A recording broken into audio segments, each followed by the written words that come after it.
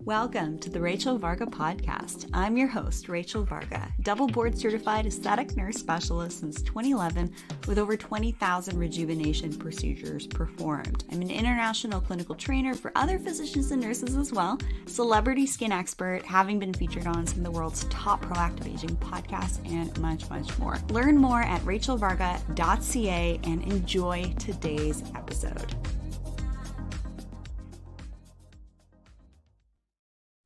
Welcome everyone to today's episode on the newly rebranded The School of Radiance podcast. How are you all today?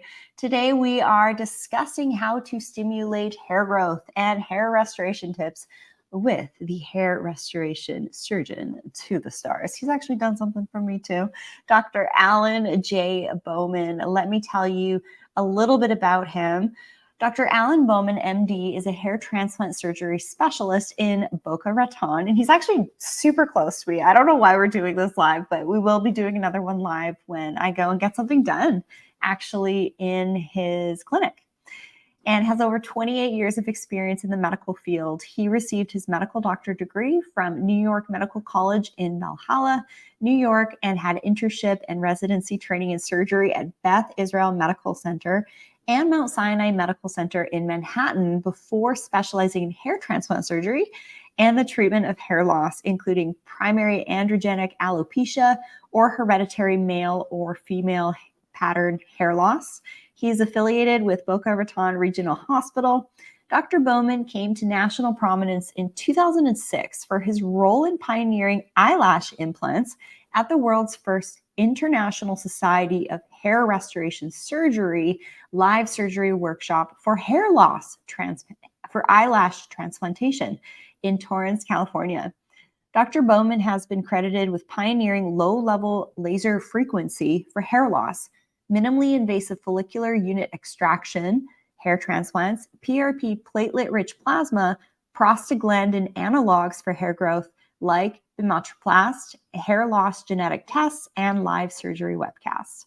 Bauman was the first hair transplant surgeon to demonstrate the FEW method of hair transplantation at the 2003 International Society of Hair Restoration Surgery Orlando Live Surgery Workshop, and developed the first commercially available instrument specifically for manual extraction of the FEW grafts called the Bauman Mindex. In 2017, Bauman was voted #1 top hair restoration surgeon and received the Crystal Diamond Award by Aesthetic Everything. In 2018, he was again voted #1 hair restoration surgeon. In 2019, he received the #1 top hair restoration physician award and was also listed amongst the top 100 aesthetic doctors in the Aesthetic Everything 2019 Aesthetic and Cosmetic Medicine Awards. Bauman was featured in 2018's Forbes article, 10 CEOs Transforming Healthcare in America, and his website is baumanmedical.com. Link in the description, and be sure to check out his laser cap technology. Welcome, Dr. Alan Bauman. How are you today? I'm doing great, Rachel. It's so great to be with you. It's a pleasure. I mean, we really should be doing this in person, but we'll connect again and we'll do another live stream. Shame on you for not visiting the Bauman Medical Hair Hospital right in Boca Raton, right down the block from you. I know. In person. I know. Next time. Okay. For everybody listening, the first time I came to Florida, I met Dr. Alan Bauman in person. We were both speaking at a biohacking conference in West Palm Beach. And I had a really beautiful encounter with Dr. Alan Bauman, truly a radiant man, doing great things, has a lot of passion, and we just really clicked. We got on really well. And so I just wanted to let everybody know that you have a very special place in my heart. So thank you for being who you are and doing the work that you do to help people have beautiful, more full hair. So speaking of radiance, I'm going to throw you a little bit of a curveball here. Okay. What, I ask everybody on the show here, what does radiance mean to you? Well, I think radiance has to do with not just how you look, but certainly how you feel. And so there's a certain, either whether it's a mental vibration or physical vibration that we all have. You know, my dad used to say, look sharp, feel sharp. I think it came from some old commercial back in the 1950s. But, you know, as humans, we're ingrained to want to take care of ourselves. I mean, unfortunately, as we age, it becomes harder to do so. And we have to work a little bit harder to keep our skin looking beautiful, as you know, but also our hair, but also our brains and our muscles, and even just our energy level, you know. So I think when you're radiant, what that means is that you're looking good, but you're also exuding this vibration of health and vitality. And I certainly see that in my patients when we restore their hair. You know, it's not just about this hair follicle producing hair. It's how they hair, and it's not just about their hairstyle or the coverage of the scalp. They certainly don't need that to survive.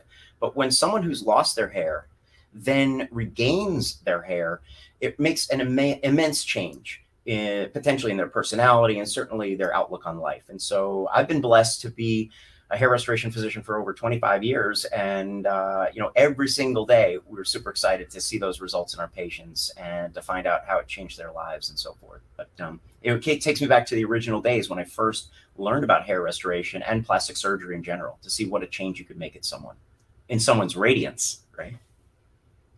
Yes, and for all of those wondering if I still have extensions, no, I do not. I took them out for an MRI with, as directed by neurosurgeon. Got to get an MRI. Had it done. Took the extensions out. Realized I don't need them anymore. However, I'm still going to come see Dr. Alan Bauman for some finesse in some certain areas. And Dr. Alan Bauman is the expert on hair restoration. So I have a couple of questions for you. Sure. What are the main causes of hair loss in both men and women? Well, today we know, and especially what we see here in the clinic every single day, hair loss is primarily genetic, right? It comes from the mom's side or the dad's side. It's not just the mother's father, as you know, some old wives' tale told you. It can come from either side. So there's a genetic predisposition. But remember that the hair follicle is a very highly metabolic organ. It has the highest mitotic rate. That means the division rate of any cell in your body. So it's very responsive to changes in your lifestyle, your nutritional nutrient status, your fuel status, as well as other lifestyle factors like how much sleep you get, your toxin exposure, and so forth. How much, you know, everything from sleep to lifestyle, other lifestyle factors can certainly affect your hair. Even whole body inflammation, fighting off some kind of an infection today, like COVID and you name it, can certainly affect hair follicle function. So there's a lot of reasons why your hair might be thinning or shedding or receding and such. And that's why you need a diagnosis. So you have to visit a board certified hair restoration physician to try to get a handle on what's going on. Yeah, you might have a genetic tendency, but there may be other things going on in your life or your age or your hormone status and whatnot that could be affecting your hair as well. Yeah, absolutely. In a recent research paper that I had published, oxidative stress status and its impacts on the skin, this is a huge part. It's how full is someone's toxic bucket. Okay, you could be pretty full and then you get a pathogen or other toxic exposure in air, water, lighting, electromagnetics, yeast, fungi, mold, heavy metals, you name it, parasites.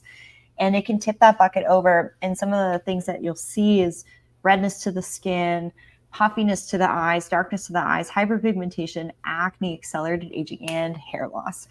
Absolutely. Hair loss is like one of the top searched things right now. And in my client care, I would say pretty much almost everyone is experiencing this to some degree, whether it's, you know, stress, pathogen, oxidative stress status. There's contributing factors for sure. And, you know, even things like thyroid dysfunction. Oh, absolutely. Right? Hormone imbalance is a critical factor. And that's why, for example, women might see hair loss around the time of childbirth. They might see it in perimenopause or menopause.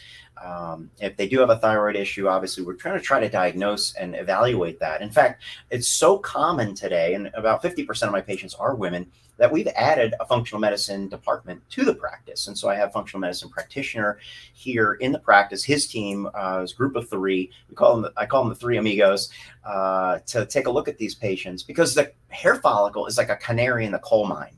if you've got some kind of metabolic condition or poor circulation or inflammation, whatever's going on, and you just listed off 100 things that could possibly be going wrong with someone's health status, very often hair loss is a first sign that that's what's going on. So what we see, like even with COVID, for example, if someone had a COVID infection, it seems to accelerate the natural progression of the hereditary male or female pattern hair loss. So what you would normally experience, let's say in 10 or 15 years, all of a sudden you see in 10 or 15 months, and that's not so good. Yeah, the other layer here is a huge elephant in the room is electromagnetic wireless radiation. And one of the things I like about Florida, West Palm Beach, I went to an event. I was like, oh, how many cell towers are in a given area? 3-mile radius in West Palm Beach when I last checked, which was last September, there were 700 cell phone towers compared to Beverly Hills, which has 2,100, 3 times the amount. So I found that Florida was, just a little bit more conducive for me. And then it also impacts blood flow. So exposure to, I hate to say this, your Bluetooth AirPod headset. I know. Oh gosh. We know. Well, I don't try not to use them too often, but obviously for such a special podcast like yours, I want to make sure that your listeners can hear me and I can hear them. So I'm just giving you a hard time, but it's a blood flow thing, right? And I would say about 25 to 30% of the listeners are men. And so there's information here for the ladies and the gents. So what I'd love to hear in particular, what are the main differences between male and female hair loss? Everybody wants to know this. Oh, absolutely. So, when it comes to male hair loss, you can spot it from across the room. It's pretty easy to see the hairline is receding. Maybe he's developing a bald spot in the crown. It's pretty clear that something is changing, and he knows it. Maybe he's, trying to hide it, comb it over, maybe wearing a hat more often. In women, it's a little bit more subtle. It's still, again, that hereditary process. We don't see as much hairline recession early on, although that can happen later. We typically see a diffuse hair loss in the frontal zone. So still, in both men and women, we see the hair around the sides and the back is relatively permanent, but they have the hair loss going on, and women have the hair loss going on in the front in a more diffuse pattern. So what would that manifest like? You could have some excessive shedding, a little bit less coverage, a widening part line, your ponytail is thinning out. But obviously in men, it's definitely going to be a little bit more obvious. The receding hairline, the balding in the crown area with the preservation of the hair around the sides and the back of the scalp. And also how we treat hair loss is a little bit different. In women, we might dig a little bit deeper for those hormone imbalances, for those issues metabolically that could be affecting the hair follicle, because women's hair follicles seem to be a lot more sensitive to all of those things. Not to say that men are immune to those allostatic stress loads or lifestyle factors. It's just that we see it appear a little bit differently in men than in women. But it seems to be, as you mentioned, a lot of people are experiencing hair loss a lot more quickly these days than they were before. And I can certainly confirm that, being in the field for over 25 years. We're seeing certainly a younger patient population with more aggressive hair loss. So, is it the electromagnetic field radiation that you're talking about? Is it, the stress level of the modern society, our exposure to environmental toxins, lack of nutrients and fuel in our diet, and things like that? I don't know exactly. But the good news is that there's a lot we can do to diagnose and treat the problem and start to build those hair fibers better from the ground up, meaning improve the function of the hair follicle so that you get a better head of hair. Yeah. Interestingly enough, women are actually, I found this in my research for my latest paper, women are a little bit more sensitive. We also have cycles. So if there's a disturbance, our cycle is going to show it. I think that's probably why women are included in a lot of studies because we're a little bit more sensitive. So there's that. And yeah, if anyone would know that over the last couple of years, there has been an uptick in hair loss, it's going to be you, right? You've been doing this for decades. And did you see a big change? Do you think it was like more stress? Do you think it was pathogen? Do you think it was all the above? Well, I think it's really all of the above, and maybe also the fact that the word is getting out that there are things that we can do now in the early stages of hair loss that can have a huge impact over time. So just like medicine 2.0 is turning into 3.0, meaning that instead of just putting a band-aid on the situation, maybe we're going a little bit earlier to seek treatment and prevention. I think the same is true in the field of hair loss and hair restoration. I mean, look, 30 years ago, we didn't have all the tools in the toolbox. And certainly, maybe even just 25 years ago, we only had, 2 FDA approved drugs. But today, there's so many more modalities, regenerative medicine, red light therapy that's FDA cleared for hair regrowth now with great science behind it. And the changes in even transplantation, totally different than the plugs and the strip harvests of the years gone by. We can really now recreate a totally 100% natural looking hairline using single follicle implantation. And of course, the transplanted hairs are permanent, relatively permanent. The other hairs are more sensitive, so we want to definitely protect those other hairs. But the good news is that when we combine all these things together, we can really keep people looking good for the long run. And I think that's the exciting part about being in the field. Yeah, another cool thing that you have a history in, and since 2011, I've been involved in oculoplastic surgery and ophthalmology, is the eyelash hair loss transplantation situation. How popular is that as well? Yeah, so I probably do more eyelash transplants than any other English-speaking surgeon in the world. I can't say for sure about the Asian continent, but there's definitely a lot of interest for long, luscious, living and growing eyelashes, as you can see from eyelash extensions, which has really exploded on the beauty scene, since the mink eyelashes of, I don't know, was it Lady Gaga or Madonna? I can't even remember now. But eyelash transplantation takes hair follicles from the sides and the back of the scalp, and literally one at a time, we implant those into the eyelid under local anesthetic. It's a very comfortable process. It is permanent and they do grow long. So eyelash transplants, just like eyebrow transplants, come with scissors so that you can trim them and groom them over time. And of course, we have medications for eyelashes as well. Many people have heard about Latisse, which is a prostaglandin analog, vamatoprost, and latanoprost before that, are very, very strong eyelash growth drugs that you can use. And some of that is also over the counter these days too. Yeah, it's just good to mention that because we can get hair loss on a couple of different places of the body, including the eyebrows. That can usually be indication of health stuff too. So yeah, the skin and the hair are, I would say, one of the first 2 things that you can see visually that stuff's going on internally, and you got to clean up your act and do something about it and reduce that oxidative stress status. No, absolutely. Absolutely. So in regards to, if anyone's going to know what the best treatment options available today are for hair loss, it's going to be you. So I would love to hear from you. What are the best treatment options available today to stimulate more hair growth as well as hair restoration? Well, once you've had an accurate diagnosis and evaluation, like what we do in the office with our microscopes, so we have AI-powered microscopes to do density evaluations, hair caliber evaluations, really science that's beyond, and technology what was beyond just a couple of years ago, to really quantify exactly how much hair you have on your scalp. Once you know what's going on, if you have hair follicles that are, let's say, failing, weaker, wispier hair, prone to breakage, dull hair fibers, or hairs that are growing very, very short, then there's an opportunity there for non-invasive therapy. So we certainly want to take a look at all those lifestyle factors and try to make some changes, some tweaks if you can, to get on the right trajectory in terms of your overall health. And then let's look at nutrition and fuel, because we said before, hair follicles are highly metabolic. So the Bauman Wellness System for Hair is a group of nutritionals and nutraceuticals that we put together that kind of cover the basics when it comes to nutrition and fuel. For hair follicles, everything from multivitamins, which contain minerals, to amino acids and biotin and so forth. We also have collagen protein complex, which is proven now scientifically for hair improvements, and I'm sure you know skin. Things like probiotics to decrease overall inflammation and to improve that nutrient absorption from the gut, and even herbs that can deal with stress like ashwagandha and so forth.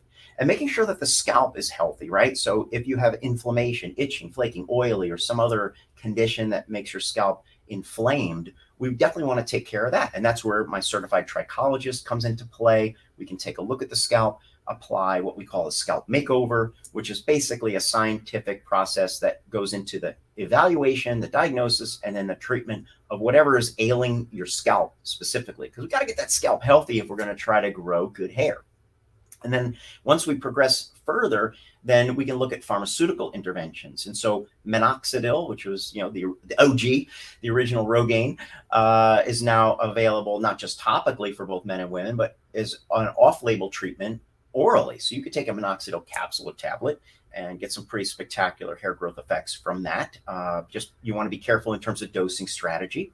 For men, we use finasteride. If not orally, then we can use it topically to avoid some of the adverse effects and still protect the hair follicles from those nasty androgens, DHT, which could potentially degrade the quality and the quantity of hair.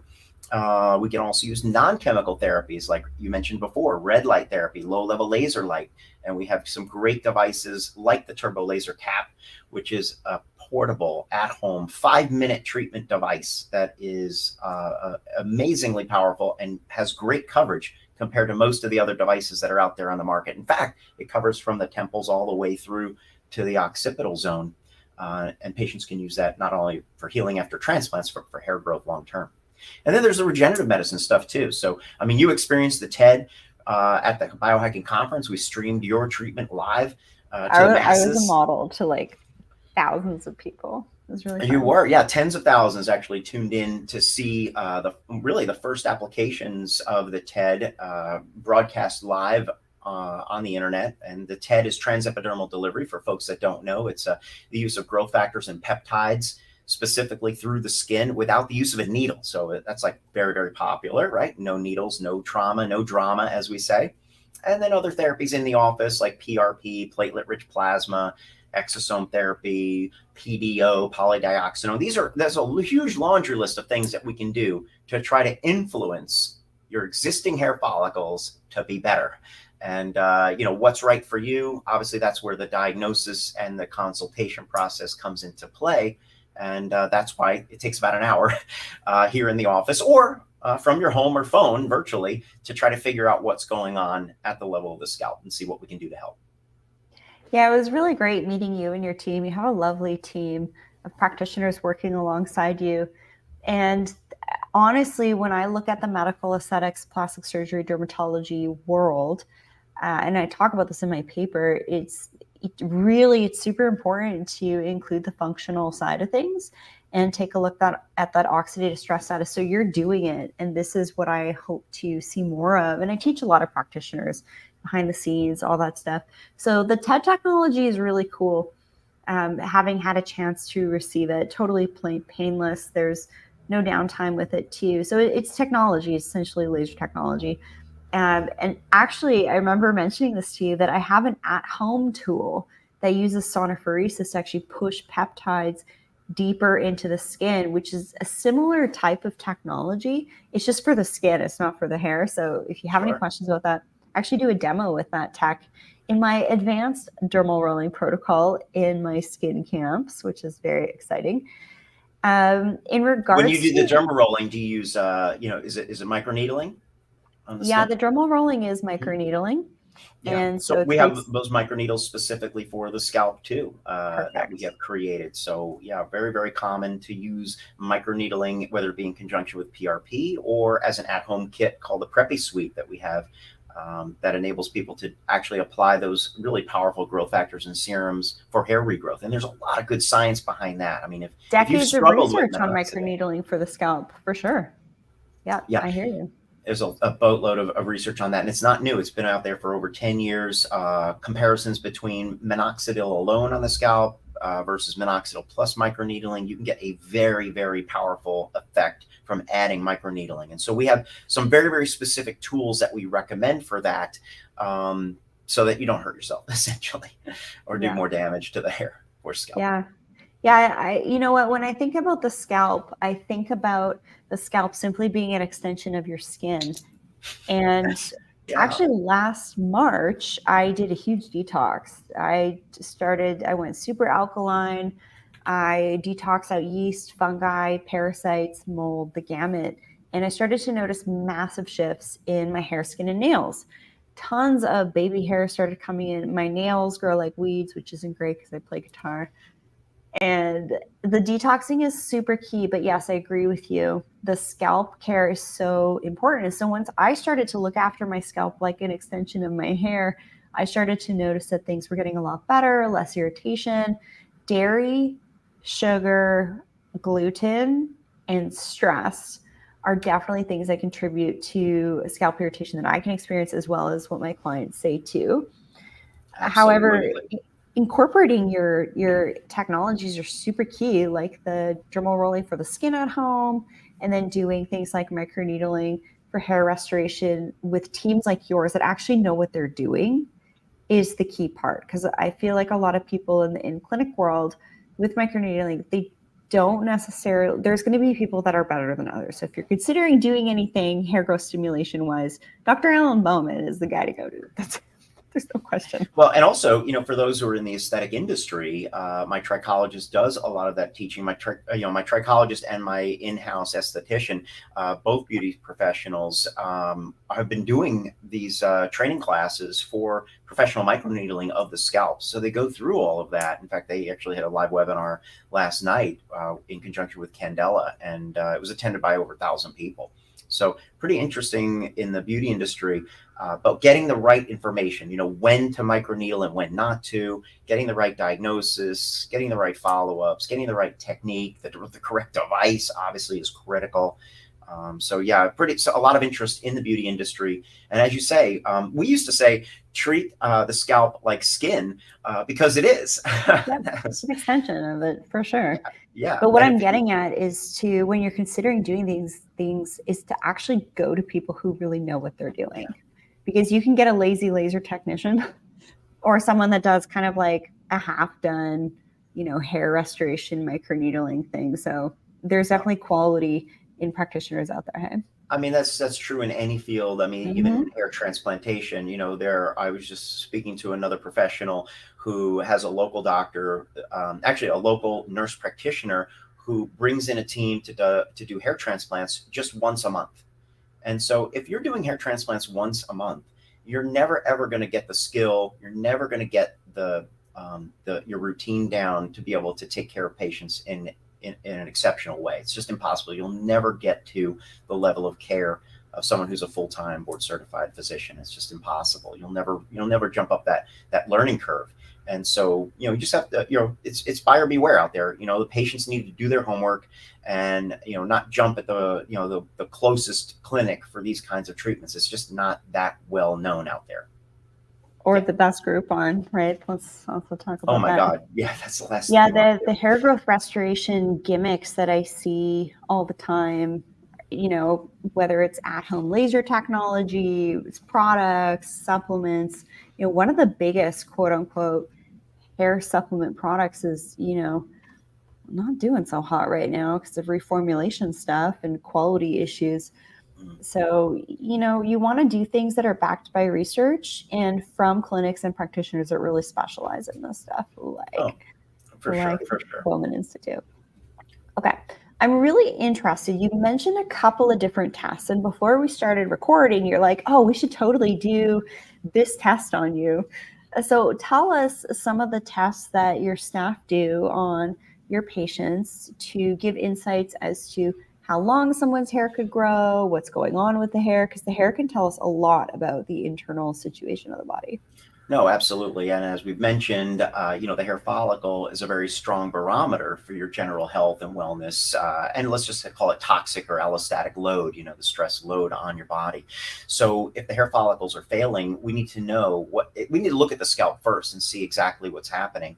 Are the follicles just creating a weaker wispier hair in the area? Are they shorter hairs? Or is there something happening at the level of the scalp, like inflammation, like a scarring type of alopecia that's shutting the hair follicle down?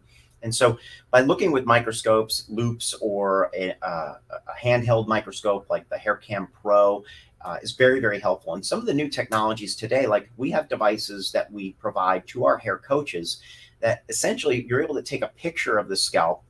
It counts in a matter of minutes, actually. It can count the hairs and tell you the quality of those hairs. but also it sends that photo off to a laboratory, and it's that laboratory and with AI assistance, it actually gives a diagnosis of what is actually going on at the level of the scalp. So is there excessive inflammation? Is there scaling or flakes? Is it likely seborrheic dermatitis, or is it psoriasis? Or is it some other type of scarring alopecia, lichen planopilaris? And so these tools are almost like a kind of like a second opinion, or for someone who's not in an office, can actually do a photograph of a client's scalp, like if you're in a med spa, and send it off, and they can get a good diagnosis of what's going on.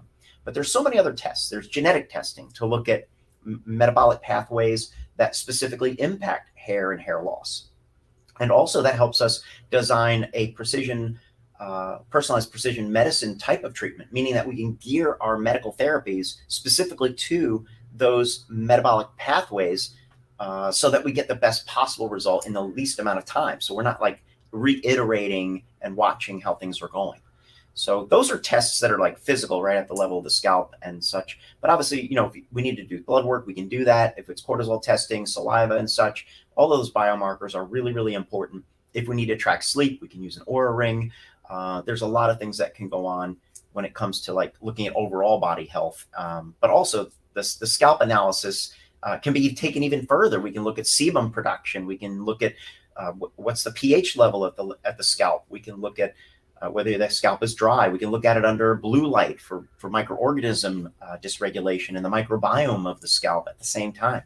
So there's so many different new toys that we have at the practice, essentially, to help diagnose what's going on, and also, most importantly, to track the progress. So these kinds of tests, it's not like a one and done thing. If we're taking a measurement of the back of your scalp versus the front, certainly we can see the difference and how the hair loss has occurred already. But then that measurement in the front becomes a baseline for therapies in the future. So if you start a treatment, and let's just say it's trying to get more sleep, start simple. Well, in 90 days, we can look right at that level of the scalp again and see if that change made any improvement in your hair growth, either your hair quantity or your hair quality. So it's a pretty rapid feedback for hair anyway. 90 days is a pretty quick feedback mechanism, because if you're waiting for hair to grow on its own, it really takes 6 to 12 months for you to see or feel the difference with the naked eye or without a tool like that. And so a hair check tool or hair cam or hair metrics, which is one of the other ones that we use, these are all really sophisticated ways to know what's working and what's not. And we just didn't have these tools years ago. It's like your Apple Watch or your phone tracking your steps. I mean, you had no idea years ago. You'd have to get a pedometer, right, to see like how many steps you were taking. But now you can look and know exactly what your levels of sleep were and sleep-wake cycles and things like that by just looking on your app on your phone. It's very cool. So I'm just going to say, one of the things I love about you, Dr. Alan Bauman, is that you're a biohacker. And honestly, this is a huge missing link in the plastic surgery, aesthetics industry, is the biohacking side of things. So I'm curious, when did you start to integrate the testing instead of guessing, as well as the functional side of things in your practice? Do you remember a year, or what prompted you to start to integrate these things? Yeah. So I think there were like two questions there, but they used to just call us like health and wellness professionals, right? And now it's like biohacking because we have technology, and it's probably thanks to Dave Asprey, because he coined the word from being in Silicon Valley. So of course he was a hacker, right? Software hacker. But when did we start to think about that holistically in the practice? I think it's not like a 180 where you flip the light switch on and all of a sudden we have a holistic approach. It wasn't like that at all. In fact, my own personal journey towards health was certainly not a 180. It was small incremental changes over time. And I think for me personally, that's the only way it could have been done. There was no way I was going to make a complete change, in my lifestyle and nutrition status and, athletic activity, whatever it may be, physical fitness. I had to make small changes as I went along. And so, yeah, Bulletproof Coffee had something to do with it, back in 2016. But as my own health journey changed, what I realized also in my patients is that I started to ask more questions. I started to be more inquisitive as to, exactly what's their level of stress? How are they dealing with the stress? Are they experiencing more stress now than they were before? And then, what's going on with their dietary intake, their nutritional status. Are they allergic to things? Are they having trouble, just metabolizing whatever food regimen they're on right now, the basic American diet, right? And then we started to look at other factors as well, in a holistic way. And so it just kind of added on piece by piece by piece. And I had thought, even before the pandemic, I wanted to add this functional medicine part of the practice.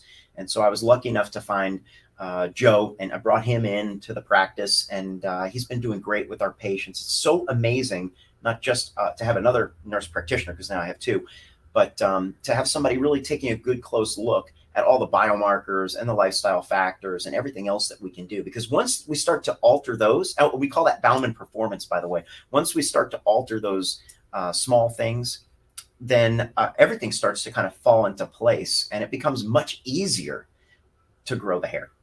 No question. So I don't know if that's, I can't pinpoint the time back in my career when it changed, but I guess I've always had a bit of a holistic approach, because even when I started the practice back in 1997, 1998, remember 1998 was the day or the year that finasteride became FDA approved for hair growth. And so that was really an oral medication that could really effectively stop the progression of hair loss in 90% of guys for the long term. And I became one of the first physicians to really adopt that into the practice. And I think it just has to do maybe with my upbringing. My dad's a dentist, and he was always keen on preventative treatments in his dental practice, and still is after 55 years in practice. And so, I think it was always just ingrained that you're going to teach, you're not just going to put a Band-Aid on it, but you're going to teach your patients and your clients how to take care of themselves. And so I've always kind of done that. Yeah, I think it's very clear that you are a leader in the aesthetic space, given your accolades and awards. And, people really look up to you, train a lot of other practitioners too. And so when I see, the future of rejuvenation and anti-aging, it is incorporating all these things, having those functional practitioners doing the testing instead of guessing, to make sure you're actually also providing the patient with quantifiable information that they are getting improvements. So I love, love, love your approach. So getting back, sometimes it can work against you, though. I mean, as we optimize health and wellness, and we're trying to optimize someone's, let's say, body weight, lean muscle mass versus fat mass, those types of things. Sometimes that can work against the hair. And so having both sides of the practice, someone looking at the hair, or even hormone optimization, obviously, because hormones can trigger hair loss, the androgens especially, and so having kind of both sides working together, we can collaborate on how to move the patient through at their health journey while still protecting and enhancing their hair. And I think that's kind of one of the unique things that we bring to the industry in that regard. You can go down the block and get, hormone optimized with juiced up testosterone or whatever, but that practitioner is not so concerned about whether you keep your hair or not. And so that could be a very, very bad situation for men, and also for postmenopausal women, perhaps, who need or want testosterone as well for all the great health benefits. They might see the side effects of accelerated hair loss. And so it's nice to be able to provide both of those, not just the hormone optimization and wellness and so forth, but also to protect the hair as we go along. Yeah, it's so key. So I like this idea that you take in your practice, where you're getting the diagnostics, you're getting the baseline, you're figuring out what you need to adjust. It's almost like this rejuvenation algorithm, right? From least invasive to most invasive. 100%, because that's what I would want for myself and my family. You don't want to, jump to the end of the road in terms of therapies and treatments. You want to start with the basics, because that's what's going to build the foundation. So even if you just think about, this like concept that, nutrition and hair care, that kind of basic stuff that you need to take care of first. I mean, you never want to do surgery, a hair transplant on a scalp that's inflamed or, just dysregulated. I mean, that's going to cause a lot of healing problems, hair growth problems, not just from the transplant itself, but from the existing hair. So you've got to rectify all of that as much as possible beforehand. And obviously that's an extreme case. Maybe not everybody needs a hair transplant. Certainly less people today need hair transplants than ever, because we're starting them so early on therapies and regimens that are improving their health and wellness. Yeah, I love this approach. Same thing goes with skin rejuvenation, right? If you go and do injectables or laser on someone that has high oxidative stress status burden, they're not going to have a fast recovery, right? They'll probably have more redness and swelling, especially after like a fractionated type of laser rejuvenation, or, you know, issues after injectables statistically, right? If there's inflammation happening behind the scenes. So same thing goes with the hair transplant situation. But speaking of, you know, if someone is looking at going that next level, they're doing the biohacking, they're as healthy as they possibly can. How have hair transplants changed throughout the years? I'm really curious about this one.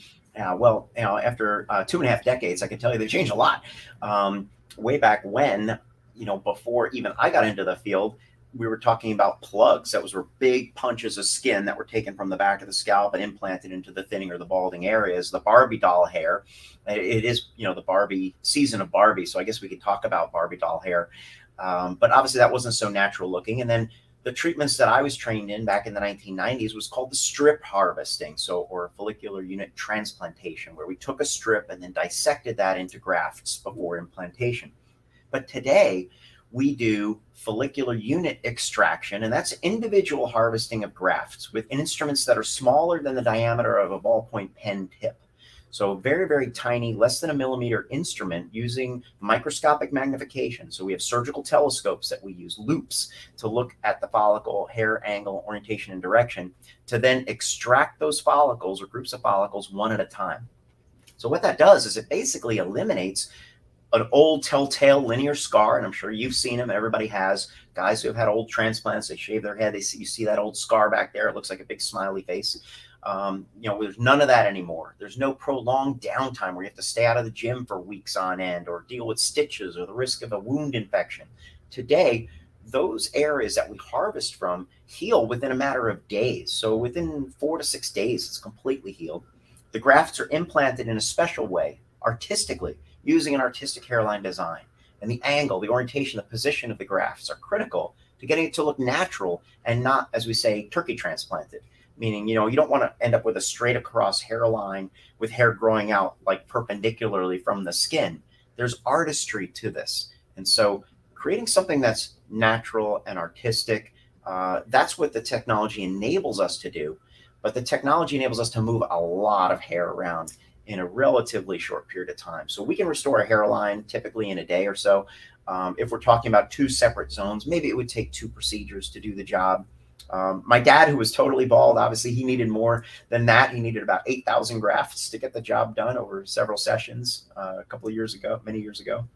But the technology has changed a lot. And then how we store the grafts while they're outside of the body, you know, they're in special solutions to improve the graft take rate, to keep them viable, just like an organ that's being, you know, transported across the country in a jet plane to a recipient, you know, from a donor. It's in a special solution. Well, we use those same kinds of high-tech solutions to store the grafts. And we use specialized regenerative medicine treatments and procedures to accelerate the body's natural recovery. And so I think Dave Asprey he put together a whole movie on how to biohack your healing from a surgery procedure. Although I think he did it on about his foot, not his hair. But I could tell you that the interesting thing is that you can certainly accelerate your body's healing ability. And so whether we use laser light therapy or this nutritional modification, even things like Nano V with structured water, there's so many different things that we can do to make sure that your healing is on point before, during, and after the procedure, and things that we can apply, whether it's PRP or exosome therapy or the growth factors and peptides through TED, transepidermal delivery, and sonophoresis. So many different things have changed, Rachel. It's been an amazing field, and I just can't wait to see what's going to be happening next year. You know, it's fun and exciting. You know, the cool thing about South Florida is that this is the hub. Right? When I was at the event where you were, it's like I'm looking around the room. This is like the cowboys of the Botox days.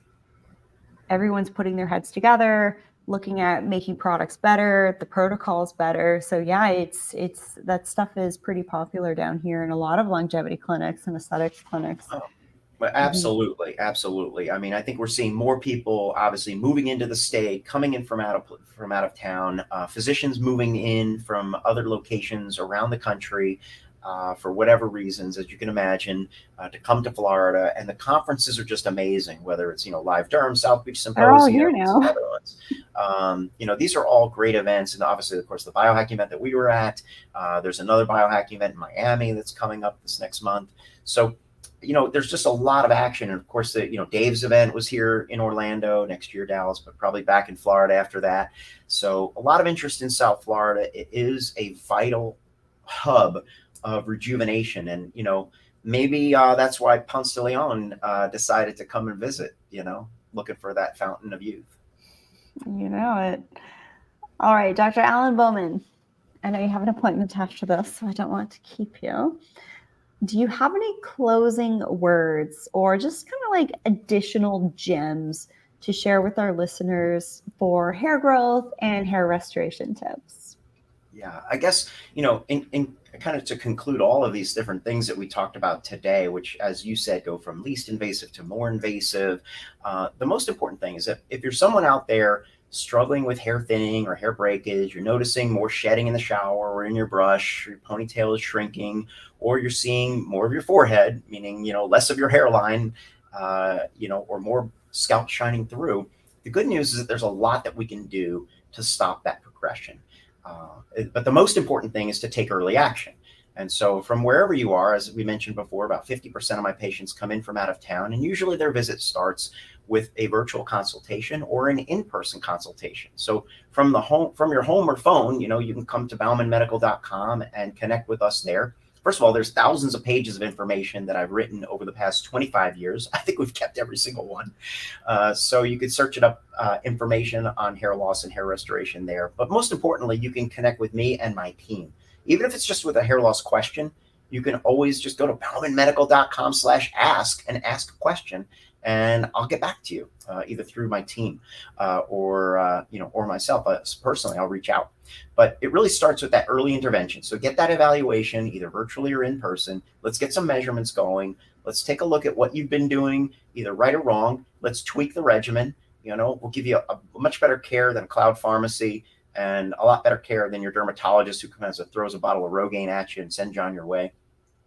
We'll get you, the appropriate 360-degree approach, holistic approach to hair restoration that you deserve, and we'll get you a great result. Yes, and everybody be sure to check out his laser cap technology. What's the correct name of your technology? So the Bauman Turbo Laser Cap is an amazing tool. I worked very closely with Dr. Michael Rabin, the inventor of the original laser cap, which is the first head-worn portable device for hair regrowth to be FDA cleared, to reimagine that device as the Turbo. So the Turbo Laser Cap has over 300 diodes. It's completely portable. It packs flat. It's rechargeable. It's got a lifetime warranty. You can get the treatment in just 5 minutes a day. And of course, it's red light therapy, so there's no side effects. Now, we're not talking about incandescent light. This is laser light, so very powerful, but no sensation or feeling other than maybe a little warmth and blood flow coming through that area. But you're going to get some great hair growth. It's FDA cleared for hair regrowth, and that's important. And so it's a great device, Turbo Laser Cap, that you should check out. You can Google it. It's award-winning. Ask Men gave it the Hair Restoration Device of the Year award a couple of years ago, and it's one of the few devices out there that has those kinds of accolades and awards associated with it, and some great testimonials as well. So our patients do very well with that device, not just for healing and recovery after hair transplants, because it covers the whole scalp, even into the donor area, but also for their hair growth long term. It's actually their least expensive treatment over time. If you get a good device, you'll have it for many, many years, maybe decades. So it becomes one of your least costly hair restoration treatments or procedures in that arsenal, if you will, of hair regrowth. Very cool. And everybody, you can access this technology in the show notes of this episode. The direct shopping link is there. Dr. Alan Bauman, it's been a pleasure to reconnect with you. I don't know why we didn't do this in person, but we'll connect again very soon. And everybody be sure to follow Dr. Alan Bauman. He's really someone on the leading edge. I mean, I go to the conferences, you go to the conferences, we always see each other there. And so Dr. Alan Bauman is an example of someone who's really on the leading edge as a leader in the aesthetic space. Again, all his accolades speak volumes. So definitely you have some excellent resources for additional hair growth and hair restoration tips as well on your website, bowmanmedical.com. And I look forward to paying you a visit and keeping my hair long, luscious, and full. So thank you for your insights today. All right, Rachel. Well, thank you so much for having me. Look forward to having you here at the practice, and certainly, hopefully, we can do a follow-up sometime soon. Absolutely. And El Natri says, such helpful info. Thank you, Dr. Bauman and Rachel. My pleasure. For those of you interested in learning a little bit more about how to get the best hair, skin, and nails over life, slow cellular aging, all that stuff, head on over to theschoolofradiance.com. You can book a one-on-one session, join my skin camp, shop some of my favorite products as well, and of course, listen to other episodes here of the show. All right, everybody, that is a wrap. We will see you again right here on the School of Radiance podcast. Be high vibe, be radiant, and here's to happier, fuller, healthier hair with the work and research and tech of Dr. Alan Bauman. And as a disclaimer, this is not medical advice, it's educational information only. If you think you have a medical condition, you must seek the guidance of a licensed physician, perhaps Dr. Alan Bauman. Have a great day, everybody. Bye, everybody.